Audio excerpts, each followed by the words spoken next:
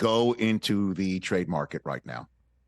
And first order of business, I would be to try and get some speed. And I know you say you already got it with Brandon Cooks. You got to get more. Look at the Dolphins, man. That's what the day and age is. Just get fast. Get fast. You got Pollard. You got, and the guy, honestly, I don't know why the Jets, for some reason, have decided they have no use for Mecole Hardman.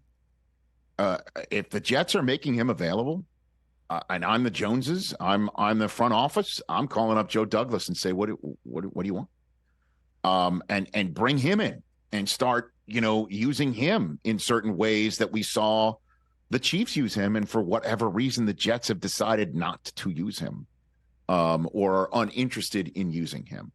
That's what you've got to do. You do have to get the players around him.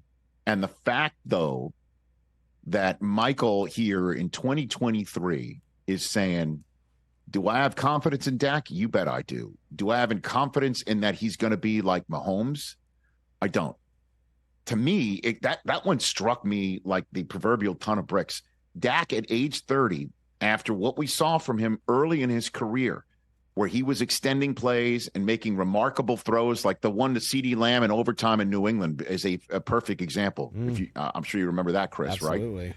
And those types of plays that he made coming back from his leg injury against Tampa, where he's like, I'm going to take the team and throw them on my back, and we're going to start winning some games with me extending plays, making all sorts of decisions that put pressure on the defense.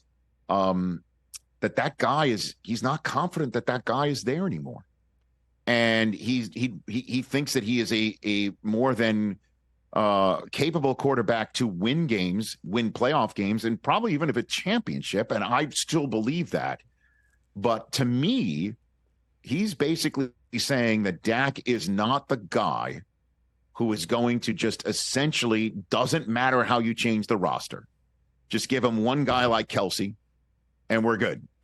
And just keep on churning out the rest of the roster with McKinnon's and Pacheco's and, Rashee Rice, Tony, last year, Juju Smith-Schuster. Yep. Those folks, Mahomes has got you. And I guess they're thinking, all right, CD's their guy and Pollard's their guy, but they seem to need more here. And in a system that, we're assuming will suit Dak, but through 5 games, it's way too inconsistent because you're seeing how well they're playing against offenses that are sputtering with quarterbacks that aren't seeing the field very well, both Joneses and Zach Wilson at the time when he came in. But if you're taking on teams like the Niners or the Eagles twice or the Dolphins, you're going to have trouble. You got to get faster, and you've got to get some points on the board, and you got to get a system that suits him. And the fact that he said this made me think this last thing, and then I'll throw it to you guys to chop this up. That who are those types of quarterbacks who are right now, in year 8, year 7, year 8, year 9, who are performing well with the scheme and the personnel that fits the scheme and their abilities to perform very well? The people I'm thinking are Jared Goff in Detroit, Geno Smith in Seattle.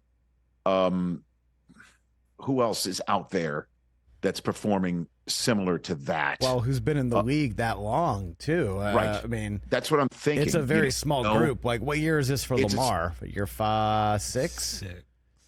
But Lamar, I think, is of the echelon of game changing. I can throw the team on my back with my play. If you just want to cut me loose, I can do that. You know what I'm saying? So I would throw him in a different mix here, but that's who I'm thinking. Like, is Dak going to be one of those guys that you need to hit the scheme?